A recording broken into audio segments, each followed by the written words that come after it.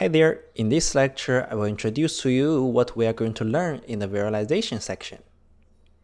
Depends on which aspect of your data do you want to demonstrate, you can do many types of plots. You can show the data values, the data distribution, the data concentration, and also the data composition. There are two types of plots to show the data value. First, we have a series plot. A series plot is suitable for large samples. You can use it to evaluate patterns and behavior in data over time. This is especially good for time series data, such as stock price. Then, you have a bar plot. A bar plot is suitable for small data samples.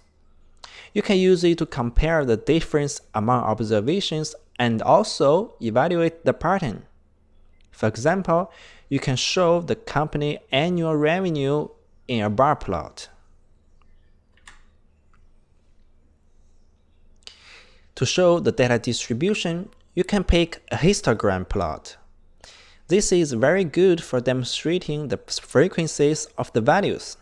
For example, you can use it to compare the number of males and female students in the SAT exam. You can also use it to show how many people in a survey choose A, B, or C. Another useful tool is a box plot.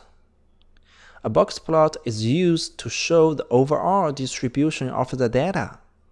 It is essentially a visualized descriptive statistic.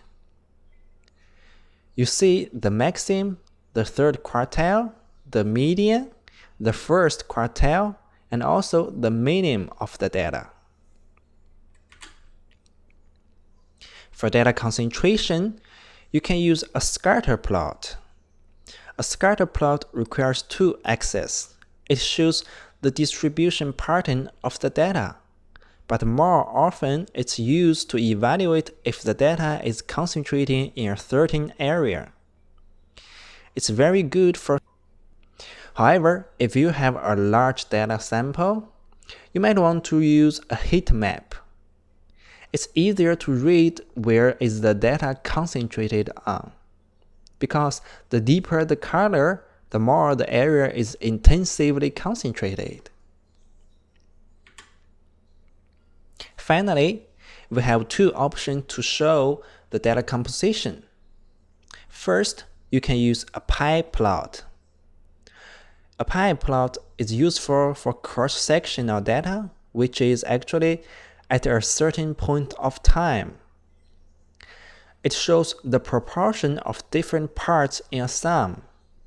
For example, it can be used to show the revenue composition, such as revenue from advertisement, from sales, from promotions, and etc. Then, if you are dealing with time series data, that means your composition is changing through the time. Then, you might want to use an area plot.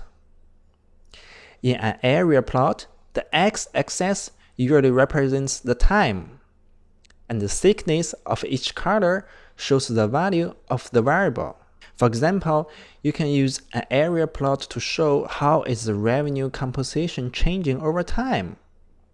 That's it for this lecture. I will see you guys in the next lecture.